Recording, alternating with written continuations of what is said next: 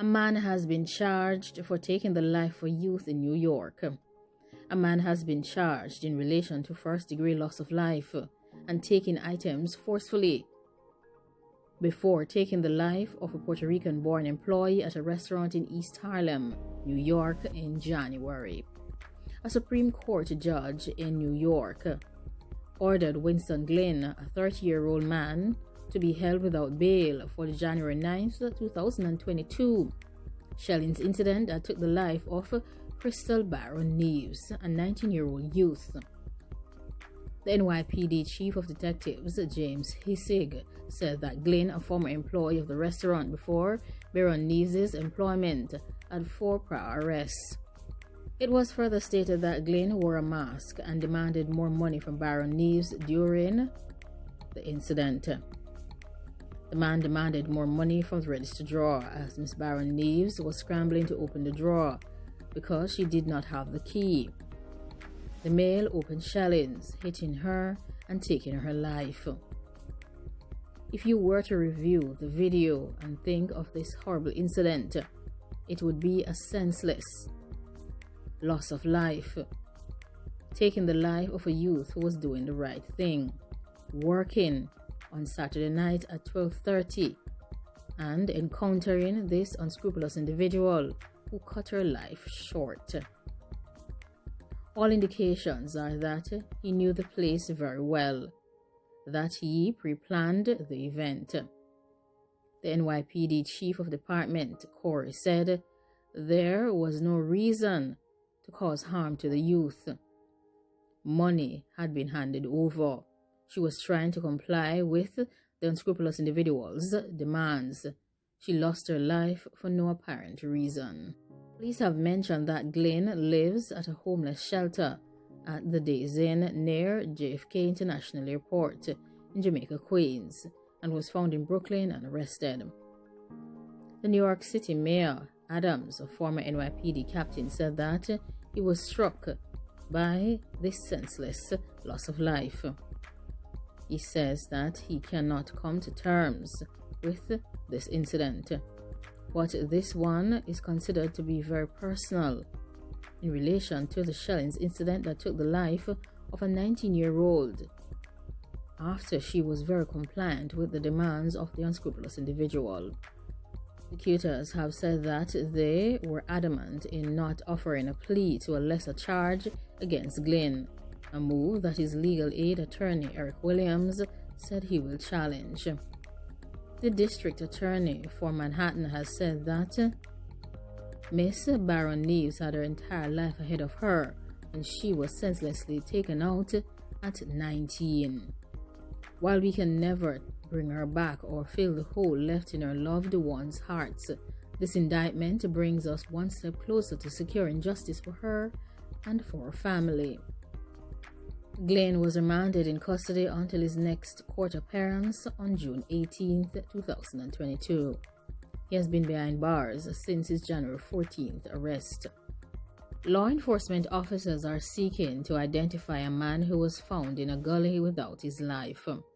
Detectives assigned to the Kingston Central Police Division are seeking the public's assistance in identifying a man who lost his life on Vincent Street in Allman Town, Kingston. The man is of brown complexion, slim build, and is about 5 feet 8 inches long and appears to be in his early 20s. The police have mentioned that the man was wearing a black Aeropostale t-shirt, black shorts, and black Reebok sneakers.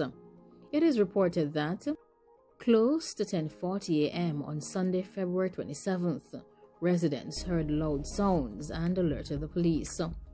On the arrival of the law enforcement officers, the man was seen lying on his back in a gully in the community with multiple holes, some dangerous tools.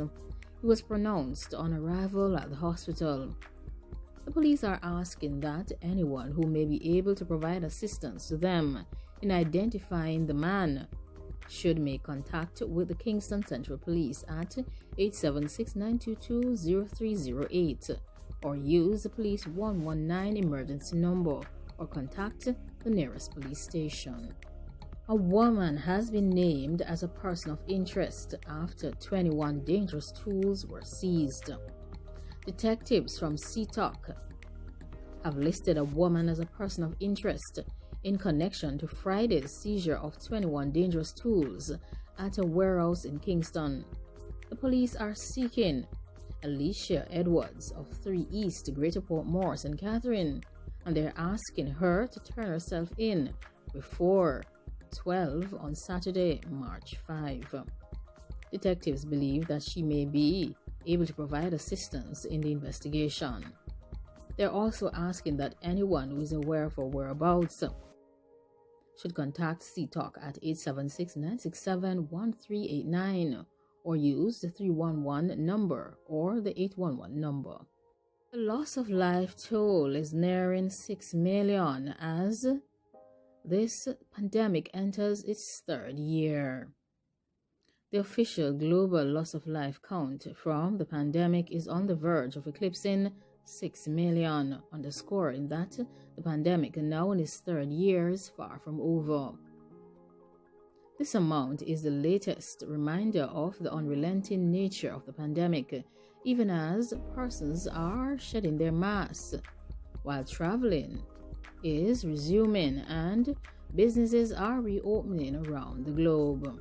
The loss of life toll compiled by a medical team in the United States stood at 5,996,882 as of Sunday morning and was expected to pass the 6 million mark later in the day.